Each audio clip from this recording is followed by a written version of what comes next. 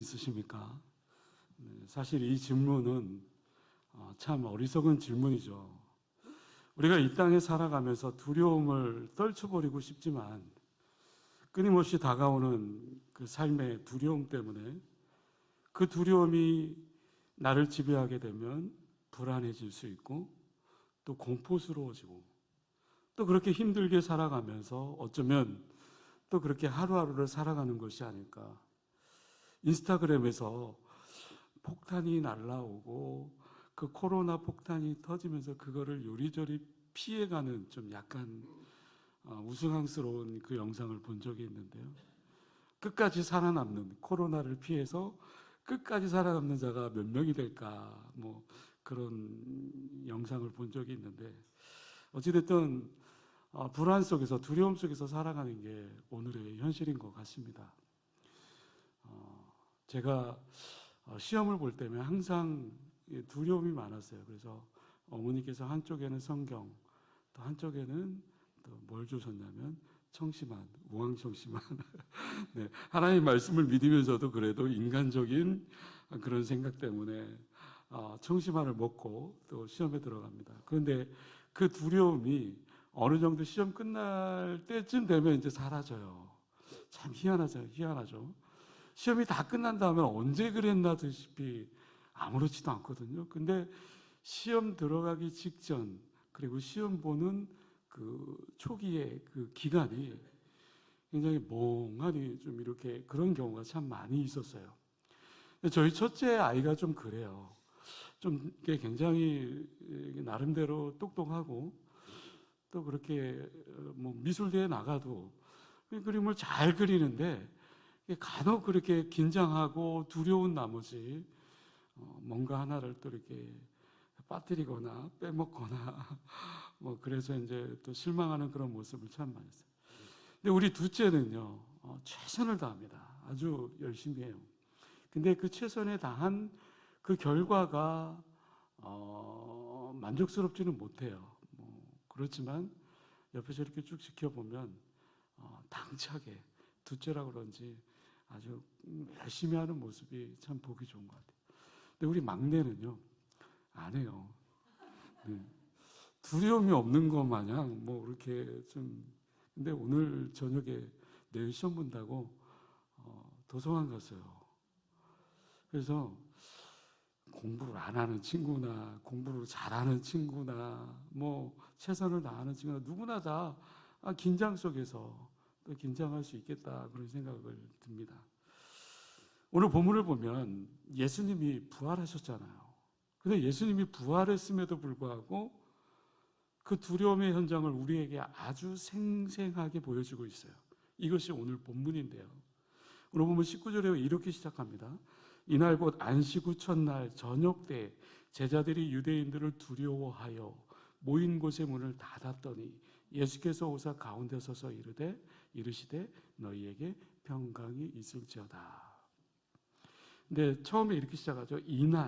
이날이라고 말할 텐데 굳이 사도 요한이 아주 자세하게 그 뒤에 이날 곧 안식 후 첫날 저녁 때 이렇게 이야기하고 있습니다. 안식 후 첫날, 뭐 주일을 이야기하는 거겠죠. 근데 이 주일이 무슨 날입니까? 바로 예수님께서 부활하신 그날이죠.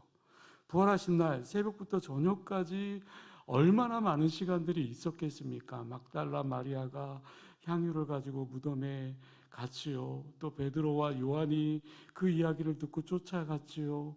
또 그리고 수많은 사람들이 무덤에 와서 예수님의 시체가 있는지 보았죠. 이런 많은 일들이 일어나면서 예수님은 그 모든 사람들을 만나 주셨죠. 마리아를 만나 주셨고 엠마오로 가는 두 제자를 만나 주셨고 또 베드로를 만나 주셨잖아요.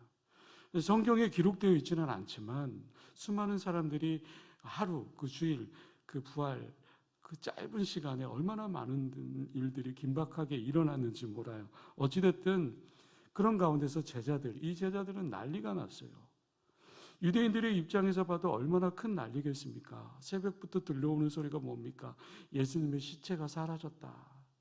이런 소식이 계속해서 들려오니까 모두 긴장하고 있죠.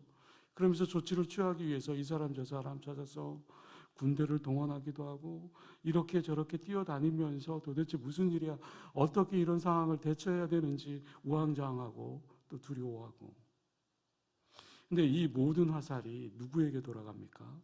제자들에게 돌아가는 거예요. 유대인들도 다 제자들에게 뒤집어 씌우려고 그래요. 그래서 제자들은 어떻겠습니까? 제자들은 당연히 두려울 수밖에 없는 거죠. 그래서 오늘 본문에 보면 저녁에 그들이 아주 모였던 그 다락방에 모여 있었는데 그들은 엄청 제자들은 두려움에 쌓여 있었던 거예요. 그래서 두려워하고 있을 때 그들의 첫 번째 행동이 뭐였어요? 19절에 말한 그대로 모인 곳에 문을 닫았다.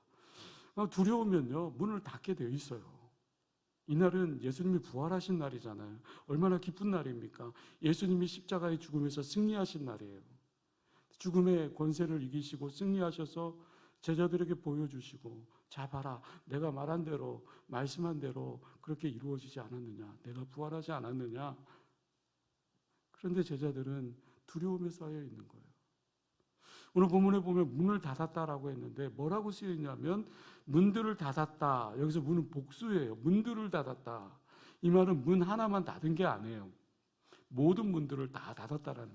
다시 말해서 다락방에 있는 문도 닫았을 거고 창문도 닫았을 거고 현관의 문도 잠갔을 테고, 그리고 그들의 마음의 생각 또 행동, 그들의 삶의 그 전반적인 모든 문들을 닫아놓은 상태입니다. 근데 이것을 볼 때 제자들이 얼마나 두려움에 휩싸였는지 충분히 짐작할 수 있겠죠. 그 이유가 뭐냐면 오늘 성경은 뭐라고 말하고 있습니까? 유대인들을 두려워하여 모인 곳에 문을 닫았더니, 유대인들을 두려워하여, 유대인들 때문이라고 말하고 있습니다. 여러분, 제자들이 왜 유대인 때문에 두려움이 일어나게 되었을까? 예수님이 십자가에 못 박히시던 이들, 바로 이들이 누구였습니까? 예수님의 십자가를 못 박은 사람들, 유대인들이었잖아요. 제사장들이 지금 눈을 부릅뜨고 모든 일을 지켜보고 있는 거예요. 어떻게든 예수님을 십자가에 못 박았던 것처럼 이 제자들 또한 그렇게 처리해야 되겠다. 그렇게 사건을 몰아가려고 하고 있는 거예요. 그래서 제자들은 유대인의 그 동선을 살피고 있었죠. 얼마나 두려움이 엄습해 오겠습니까? 유대인 때문에 두려워서 문들을 다 잠궈 놓았다. 바로 그곳에 예수님이 부활하신 겁니다. 19절 하반절에 보면 이렇게 말합니다. 예수께서 오사 가운데 서서 이르되 너희에게 평강이 있을지어다. 예수님이 오셔서 주셨던 말씀 뭐라고요? 평강을 주셨다. 너희에게 평강이 있을지어다.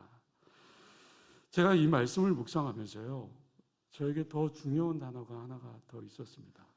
그것을 발견하게 됐는데 그것이 뭐냐면 예수께서 오사, 그 앞에 예수께서 오사. 여러분, 오신다라는 거 무슨 의미를 가지고 있습니까? 지금 여러분들에게 부활하신 예수님이 오셨지 않습니까? 할렐루야. 네. 아니면 저와 여러분들이 뭐 지식적으로 뭐 예수님 부활하셨어? 부활했을 거야. 그렇게 생각하고 살아가고 있습니까? 여러분, 예수님이 부활하셨다는 믿음의 확신의 고백과 지식적으로 예수님이 부활하셨구나라고 그렇게 신앙의 믿음을 가지는 사람은 너무나도 분명히 차이가 있겠죠. 우리의 신앙의 삶 속에 예수님이 부활하셨다라는 분명한 확신이 있다면, 그것을 고백할 수만 있다면, 아, 예수님이 부활하셨을 거야, 오셨을 거야 라고 지식적으로 상식적으로 생각하는 것과는 엄청난 믿음의 차이가 있는 거겠죠. 그렇다면 예수님께서 왜 제자들에게 찾아오셨을까? 예수님께서 그들에게 찾아오셔서 말씀하시는 그 모습을 보면 뭐라고 말씀하고 있죠? 아까도 얘기했다시피 우리에게 평강을 주시기 위해서 너희에게 평강이 있을지어다. 두려움과 염려 속에 떨고 있는 제자들에게 우리 주님께서 평강을 선포하신 거예요. 부활하신 이후에. 그러다면 평강이 뭐겠습니까? 평강. 네. 넓은 바다 위에 배 한 척이 있습니다.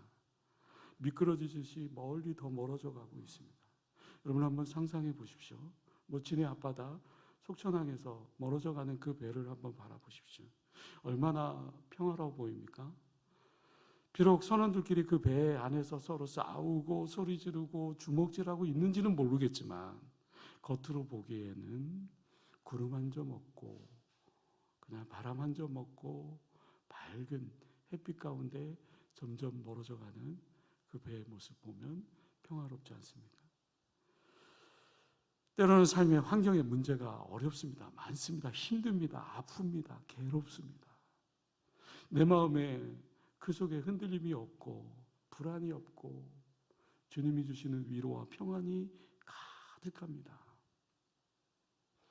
마치 폭풍 가운데 한가운데 바위 틈에서 새 둥지를 틀고 그 새끼새가 그 어미새의 그 품 안에 평안히 잠들어 있는 그 새끼의 모습과 같이 그 모습이야말로 평안의 모습이 아닌가. 오늘 본문 20절에 이렇게 말씀합니다. 이 말씀을 하시고 손과 옆구리를 보이시니 제자들이 주를 보고 기뻐하더라. 여러분 한번 상상해 보십시오. 상황이 변한 것이 없어요. 저희 아내에게 그렇습니다. 여보, 장인어른과 장모님이 이제 얼마 남지 않으셨는데 나중에 이제 하늘나라 가시면 마음이 어떨 것 같아? 한번 생각해 본 적 있어? 내 아버님은 내가 잘 모르겠는데 우리 엄마가 없다라고 생각하면 두려울 것 같아. 무서울 것 같아. 우리가 삶을 살아가면서요.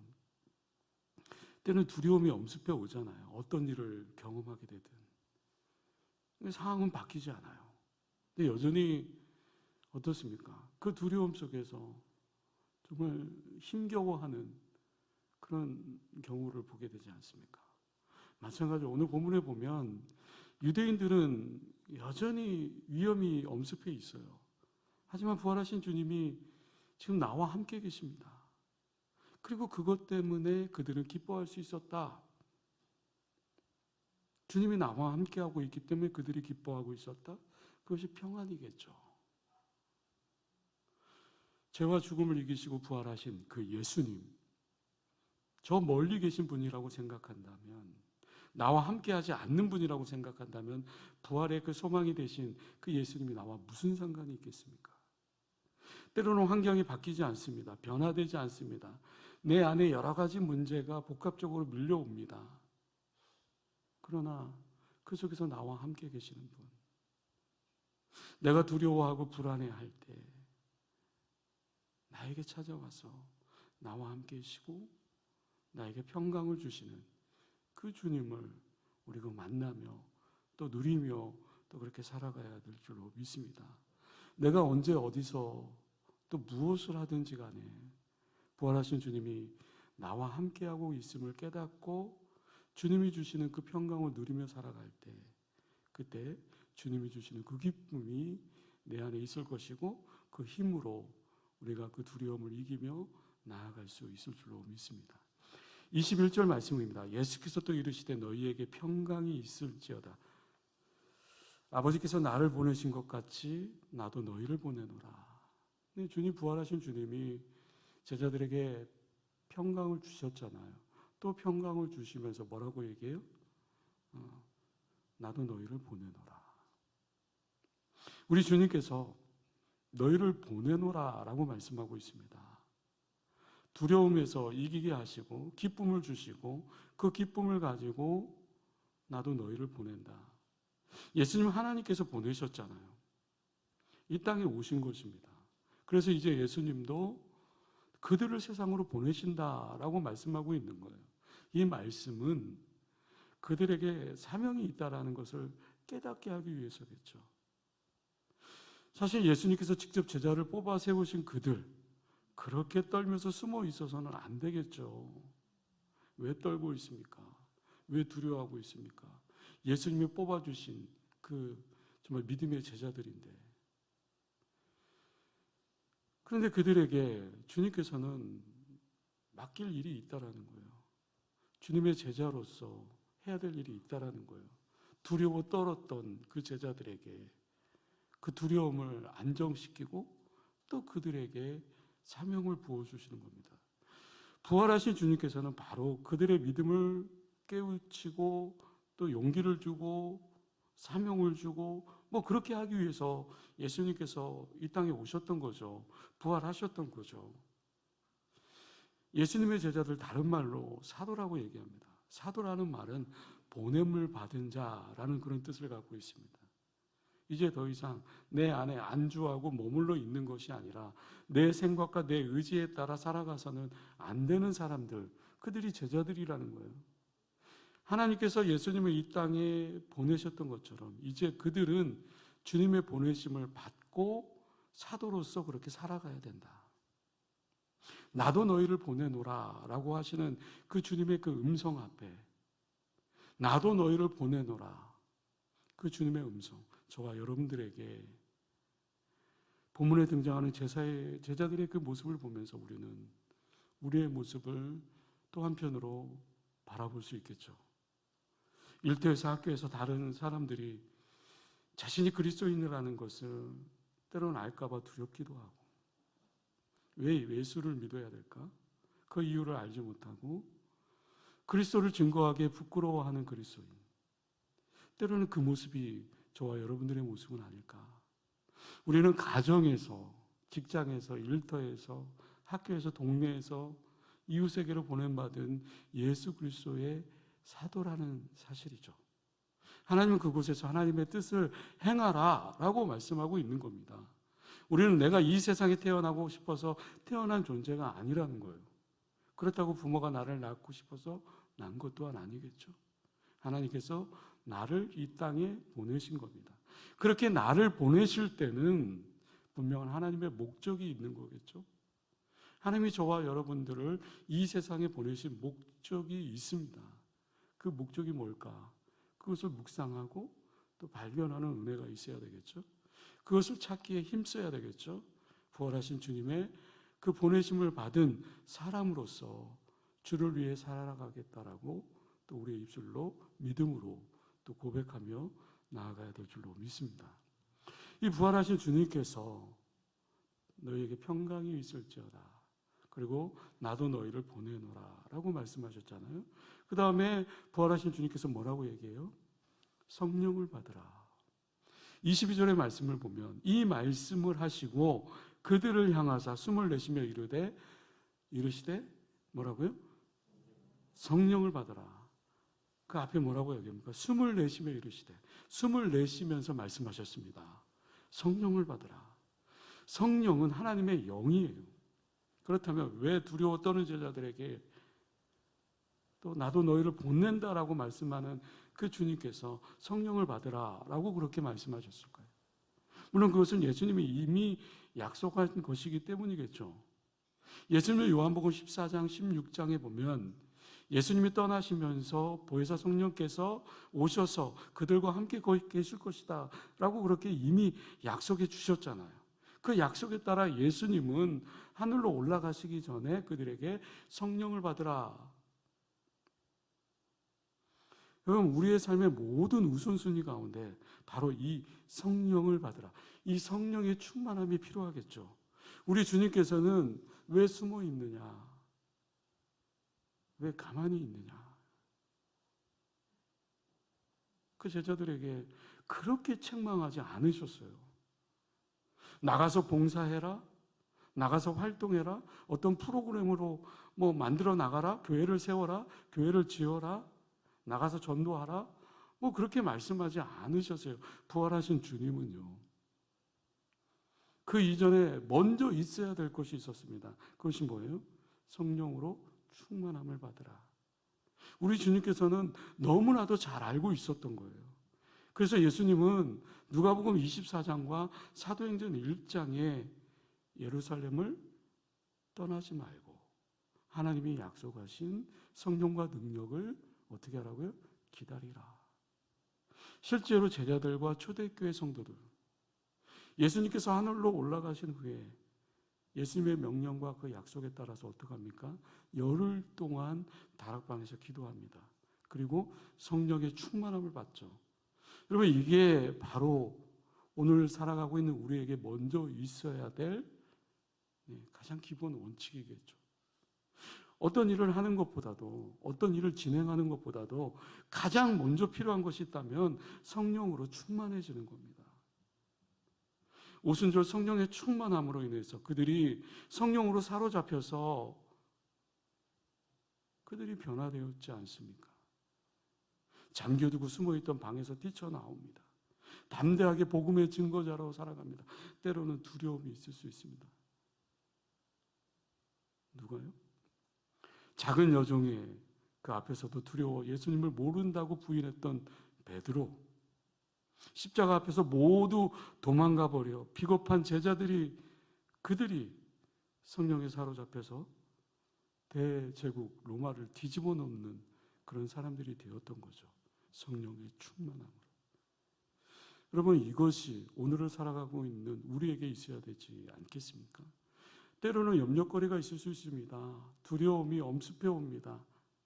그럼에도 불구하고 우리가 성령의 충만함으로 있다면 그 어떤 두려움도 어떤 어려움도 이길 수 있을 겁니다. 때문에 성령을 받아라. 그 어떤 것보다 우리에게 필요한 것이 성령의 충만함이죠.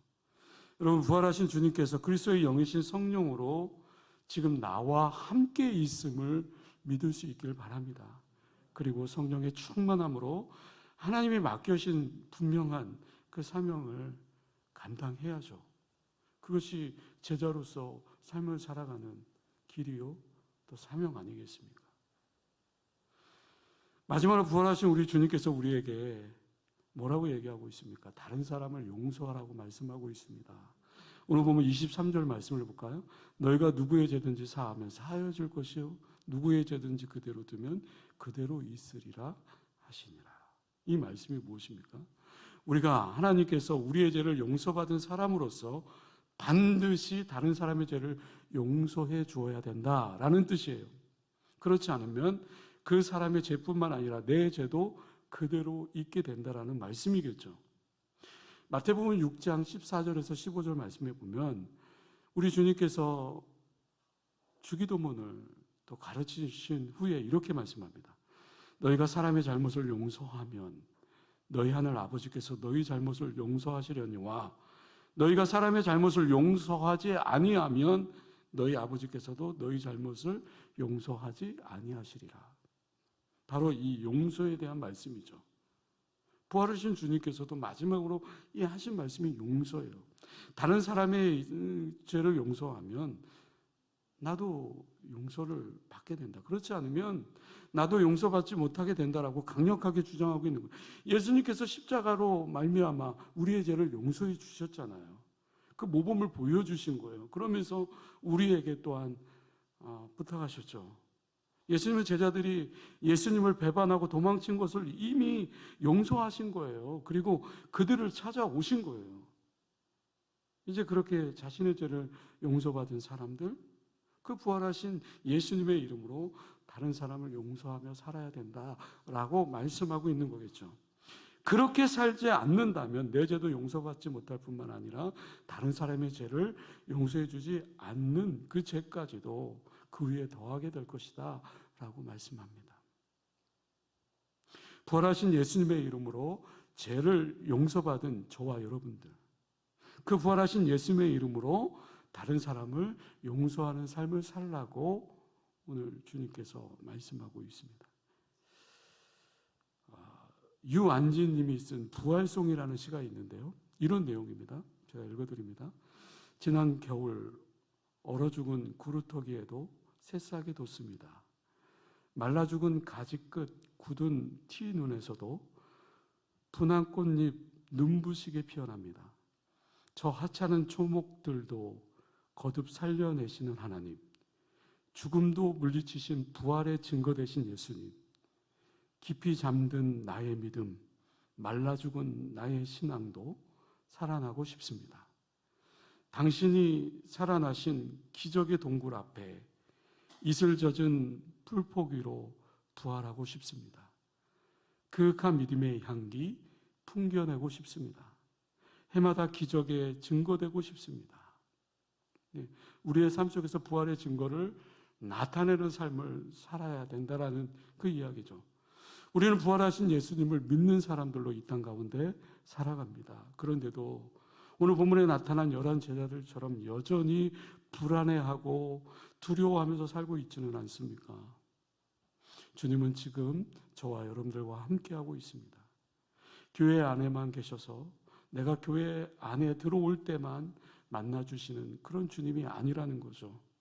바로 지금 내 삶의 현장 속에서 여전히 두려움은 엄습해오고 또 두려움이 반복되어지는 그 삶의 현장 가운데서 나를 만나주시기를 원하시고 나와 함께하기를 원하시는 그 주님, 나의 현장, 나의 삶으로 찾아오시는 그 주님을 만나며 주님이 주시는 그 평강을 누리며 살아야 되지 않겠습니까? 주님은 말씀합니다. 내가 너와 함께한다. 평강을 얻으라. 성령의 충만함을 받으라. 그리고 내가 너를 보낸다. 내가 너를 이리로 보냈다. 부활하신 주님을 만난 사람으로서 때로는 두려움이 있을 수 있지만 두려움을 이길 수 있는 믿음이 우리에게는 있습니다. 그것이 부활의 신앙, 부활의 그 생명의 믿음이겠죠.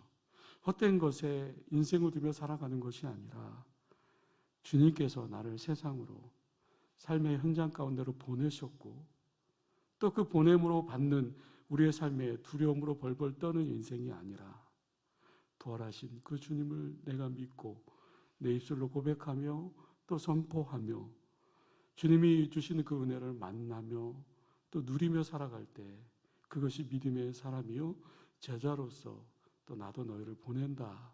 보냄을 받은 사람으로서 이 땅 가운데 살아가는 줄로 믿습니다.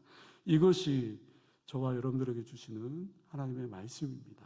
한 주간도 부활의 신앙, 부활의 믿음을 가지고 또 두려움을 이기시고 승리하는 저와 여러분들이 될 수 있기를 주님의 이름으로 간절히 축원합니다. 기도하겠습니다. 은혜로우신 아버지 하나님, 시시때때로 언습해오는 그 두려움 속에서 어쩌면 성경에 나와 있는 제자들의 모습이 우리의 모습이지는 않은지요.